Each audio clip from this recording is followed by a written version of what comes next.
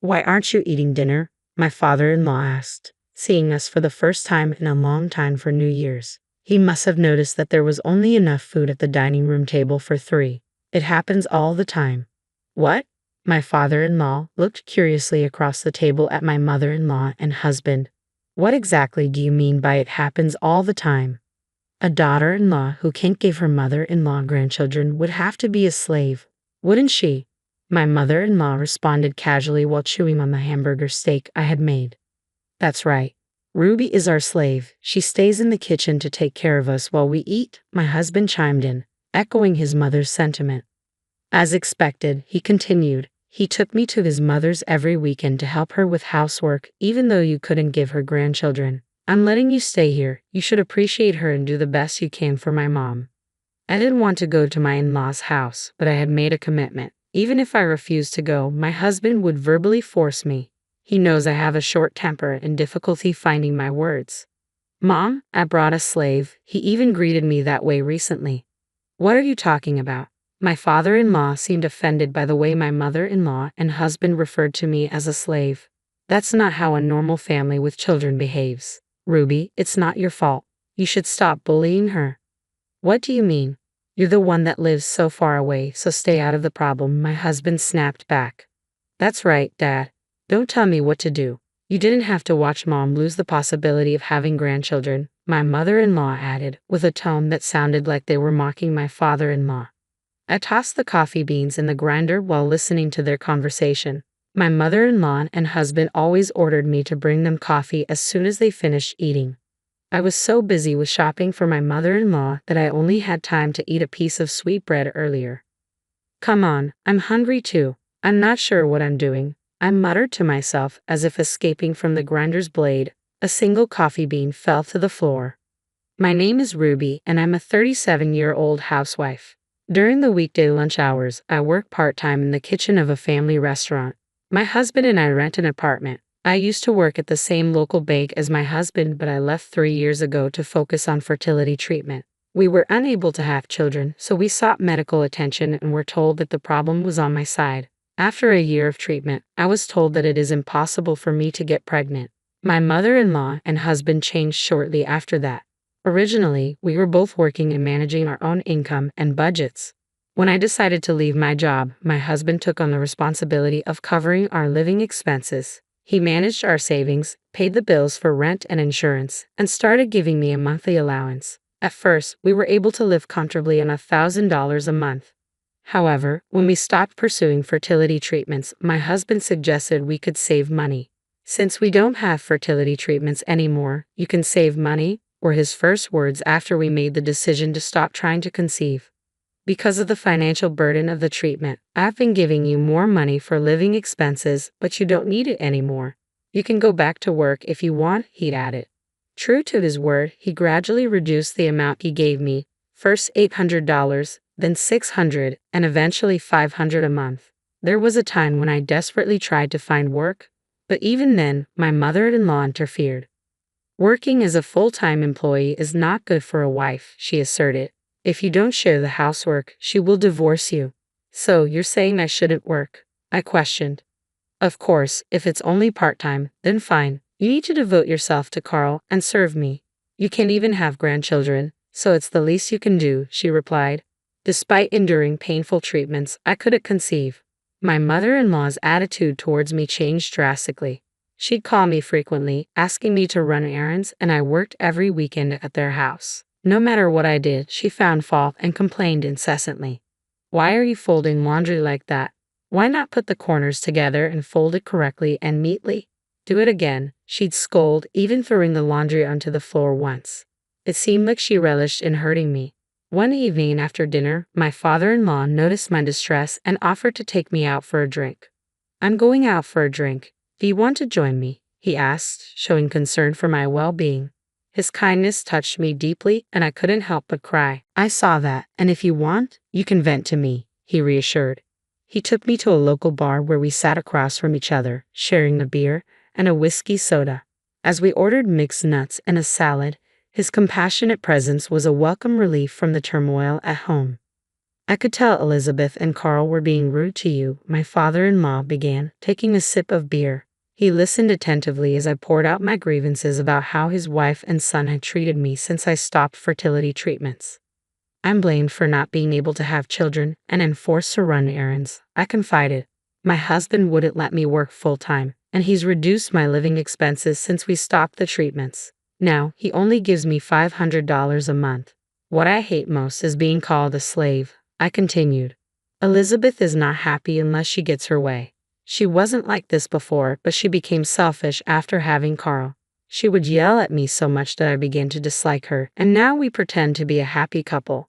Do you think it's because he doesn't want to be with me? I'm jealous my father-in-law has a place to escape to, I admitted. You're not tough enough to make yourself heard, he observed. Yeah, but venting to you makes me feel better, I admitted gratefully. Good, that makes me happy, he said before we had one more beer and one more whiskey soda before leaving the restaurant. However, as soon as we arrived back home, the situation escalated. I'm back, I announced as I opened the door, only to find my mother-in-law and husband standing there. Dad, did you have a night out with my wife? My husband questioned, eyeing both of us. What? I just invited Ruby for a drink, my father-in-law clarified. What kind of relationship is this that you can go out for drinks together? My mother-in-law interjected angrily. Just like your husband said, I retorted, feeling the tension mounting. What are you thinking, Ruby? Isn't it wrong for a wife to go to a bar with a man? You can't give me grandchildren, but you still have desires, my husband accused, joining in the finger pointing. Enough. A powerful voice echoed as if thunder had struck. My father-in-law was enraged, staring down Carl and Elizabeth. What is it with you? All I wanted was for Ruby to relax, he thundered, his anger palpable. The rage sped up my heart rate, I thought, knowing the intensity of the moment. Mild men or people can become more difficult to deal with when injured, I mused, watching Elizabeth shudder at her name being called.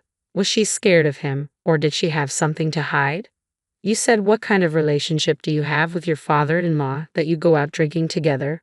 My husband challenged. That's my daughter-in-law is treated like a slave, and I took her to get her mind off it. That's what happened because of Ruby, my father-in-law clarified, cutting through the tension with his explanation. I can't have grandchildren, my mother-in-law's accusation hung in the air, a barb aimed directly at me. The words ignited a desire to yell, to defend myself against her constant blame for not providing her with grandkids. How can you say that when you hate children? I wanted to retort, but I bit my tongue. Yet even in my silence, I couldn't shake the urge to challenge her unfair judgment. Well, grandchildren are different than other children, aren't they? I finally spoke up, my voice edged with frustration. That said, I don't think you wanted grandchildren enough to treat Ruby like this. You're just making an excuse to point the finger at her. My mother-in-law seemed about to respond, but then she abruptly averted her gaze. Was she tongue-tied or perhaps fearful of her husband's reaction? Carl, wait, my attention shifted to my husband. I heard you only give Ruby $500 a month for living expenses. Do you keep the rest of your salary? I probed, unable to ignore the discrepancy. No, I pay rent and insurance, he countered, but his evasive response left room for doubt. As the silence stretched, he seemed unable to conjure a convincing explanation. I came here to discuss our future. Let's get right to it, my father-in-law intervened, leading us to the living room. What do you mean discuss our future? Just sit down, my mother-in-law commanded, her tone imperious. Make some coffee first, Ruby, she ordered, her words laced with condescension, but my father-in-law's sharp rebuke cut through the air. Don't tell her what to do. I complied silently, sensing the tension crackling around me. As the coffee brewed, my father-in-law resumed speaking, his tone authoritative. I'll be retired in a few years after my current assignment ends. I won't be living with you anymore. The revelation left my husband and mother-in-law stunned. What do you mean? They both protested in unison. We've been masquerading as a couple for years, so we no longer need to live together, my father-in-law explained calmly. I'll live where I want, and you can stay here. But my mother-in-law's panic was palpable. That's fine, but I changed my mind after you accused me of being unfaithful earlier, she protested, rising from her seat. I'm selling the house, Elizabeth. I'll leave you nowhere to live. Her announcement sent shockwaves through the room. Why don't you just get a place to live? My father-in-law suggested. But her response was desperate. How am I going to do that? I can't pay the rent. Get Carl to help you, my father-in-law suggested, unaware of the financial strain. He only gives her $500 a month. I'm sure he can pay for you. But my husband's nervousness betrayed him as he struggled to respond. That's not possible, he stammered, his discomfort evident. We don't have any money. If I do that, I won't be able to pay Mom's debt. The revelation hung in the air, casting a shadow over the room. You just mentioned debt, didn't you? My father-in-law's tone turned grave. Explain. I didn't mean what I said. I said explain. My father-in-law's voice thundered through the room, his anger palpable. My mother-in-law dissolved into tears at the sound of his fury, but his rage remained unabated. Mom owes me $50,000. I'm her co-signer, my husband confessed, his expression resigned. Around the time we stopped fertility treatment, Mom made an investment. She made some money at first, but then the stock market crashed, he admitted, his voice tinged with regret. You mean you lost money in the stock market and went into debt? I interjected, incredulous at the revelation. I used family funds. At the time, we were betting on stocks that were supposed to go up, but eventually we ended up in debt. Now, I'm paying it with my salary and Mom's repaying it by working part-time at a supermarket, my husband explained, his tone heavy with the weight of their financial burden. The news caught me off guard. I had never heard anything about stocks or debt. My mother-in-law had lost a significant amount of money in the stock market and had borrowed to compensate for it when I stopped fertility treatment. She must have tried to repay the debt by investing in stocks that were expected to rise. But as they struggled with repayment, those stocks failed to yield returns. Maybe. I couldn't help but voice my thoughts. That's also when you and Carl began treating me like a slave. Ruby, what are you trying to say? Were you just taking it out on me? My mother-in-law challenged, her voice strained. The slave treatment started around the time I stopped fertility treatments. I doubt it's because she wanted a grandchild so badly. But the simple answer is that she was taking it out on me because that was satisfying, I countered, the bitterness evident in my tone. As expected, my mother-in-law remained silent, her guilt hanging heavy in the air. And Carl used the money that he took out of my monthly expenses to pay off his debts. He could save money because there's no fertility treatment. He didn't give me less money for some strange, unknown reason. He just needed the money to repay his mom's debt, I concluded, the pieces of the puzzle falling into place. You stupid idiot. Finally, my father-in-law erupted, his frustration boiling over. Even if it's family money, it's money. I worked for and saved for you, only for you to invest it in stocks without consulting me. To top it all off, you lost it all. What the hell kind of money are you spending? My father-in-law exploded, his frustration boiling over. With those words, he abruptly left the room, as if struck by a sudden realization. We all followed him, wondering what he was up to. What are you doing? My husband questioned as we trailed behind him. Show me Elizabeth's stuff. I'll check what she's buying, my father-in-law demanded, his tone sharp. Stop, Elizabeth cried, her voice tinged with panic, but her husband paid her no heed. He swung open the closet door, revealing a trove of luxury handbags. Rudy, are these bags expensive? They're all luxury items costing over $1,000, my father-in-law remarked, his tone incredulous. As he opened a small drawer in the corner of the closet, an array of accessories greeted our eyes, rings, necklaces, and earrings, some adorned with diamonds, rubies, and other precious stones. Picking up a ring, I noticed the engraving indicating it was made of 18-karat gold. Elizabeth, you bought all these expensive things without telling me? My father-in-law's disappointment was palpable. I'm sorry, but, Elizabeth began, but her husband cut her off with a look of disgust. All this spending, investing in stocks without my permission, and treating Ruby like a slave. Divorce. I want a divorce and I won't take no for an answer, he declared, his voice resolute. But how am I supposed to live? Elizabeth protested, her voice trembling. Talk to Carl. I'll sell this house and land immediately. You can sell these bags and jewelry to pay for the move, my father-in-law retorted, leaving Elizabeth speechless. My husband, no longer wearing his arrogant demeanor, nodded silently, his gaze averted. The next day, my father-in-law presented 2 sets of divorce papers. Here, Ruby. If you want to file for divorce too, he offered, handing one to me. I glanced at my husband, who sighed and turned away. Of course, I wanted a divorce, but more importantly, we wanted alimony from these people. That night, as I lay awake, I pondered the events of the past years. How long had I suffered in silence? What did I want now? I had once yearned for a child, enduring agonizing fertility treatments, only to realize I couldn't conceive. I continued my story, holding back the tears welling in my eyes. All the painful tests and treatments I endured in hopes of becoming a mother seemed futile now. No matter how hard I tried, I couldn't have a baby. As I grieved, Carl informed me that since I no longer needed fertility treatment, he would reduce my living expenses. What are you saying? This is all Carl's fault, Elizabeth interjected, her voice sharp. My father-in-law's horror was palpable, and my mother-in-law fell silent, her accusations hanging in the air. She had blamed me for not giving her a grandchild and then treated me like a slave.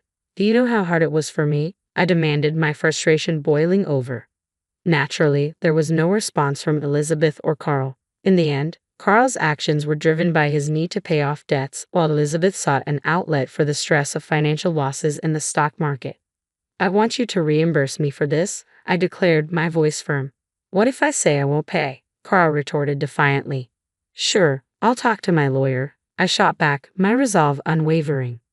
After the new year, my father-in-law officially divorced my mother-in-law. Within days of putting his house on the market, he found a buyer who intended to tear down the old house and clear the land to build a new one. Left with nowhere to stay, my mother-in-law moved into a rundown apartment, barely holding together. She now resides with my ex-husband, struggling to make ends meet while paying off their debts and alimony to me, a financial burden I'm sure weighs heavily on them. Meanwhile, I found solace in a beautiful little apartment and secured a clerical job at a security company, thanks to my father-in-law's support. He encouraged me to utilize my accounting knowledge and skills from working at a bank. I want you to be happy. If you ever need help, just tell me anything, he reassured me, his unwavering support a beacon of hope. With my father-in-law by my side, I embarked on this new chapter, determined to shine on my own. As I dressed for my first day of work, I made a promise to myself to embrace this fresh start and forge my path to happiness.